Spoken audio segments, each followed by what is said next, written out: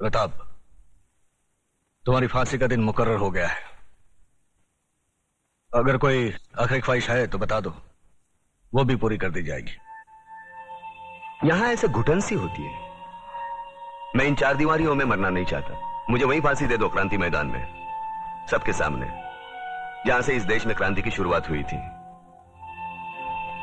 यहां ऐसे मरो तो जरा ज्यादा मरो, इतना सा मरने से क्या फायदा। सर, प्रताप से कोई मिलने आया है। मिलने दो।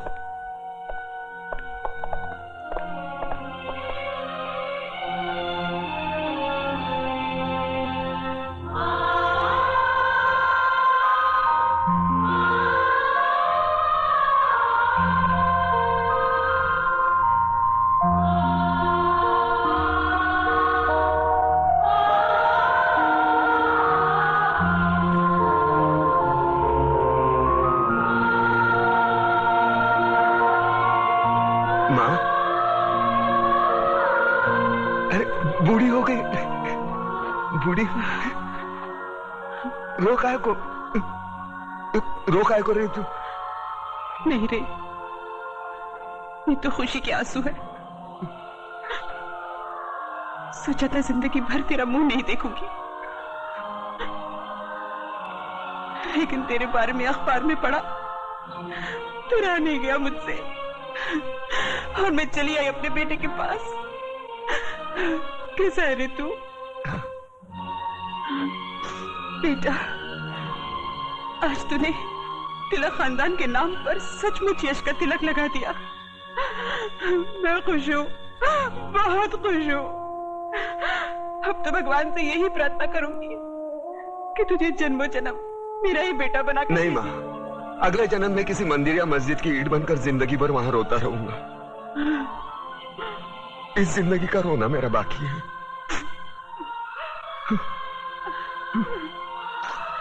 दुख सिर्फ इस बात का है, मैं तेरे लिए कुछ कर नहीं सका। नहीं बेटा, तूने बहुत कुछ किया, मुझे सब कुछ मिल गया। तेरे दादाजी की आत्मा को भी शांति मिल गई।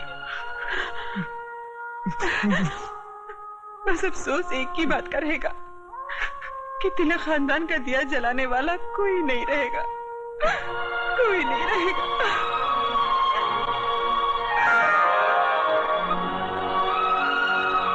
ये देख, अपनी बहू के लिए रखे थे, लेकिन अब तो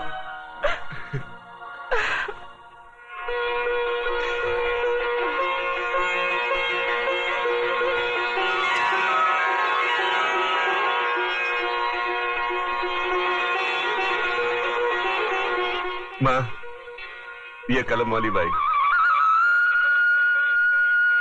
मेघा लिखती है, एक दिन के लिए हमारे खानदान की बहू बनेगी। सोच ले।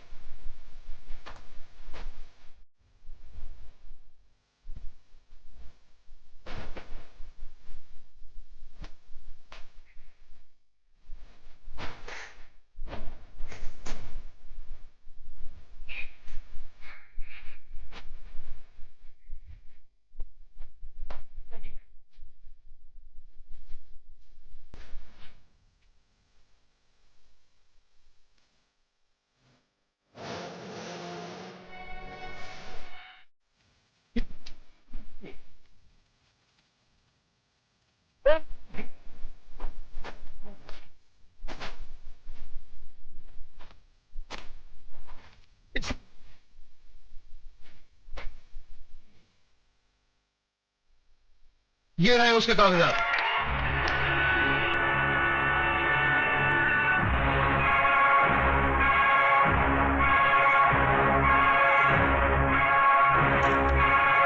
रोक दीजिए ये फांसी।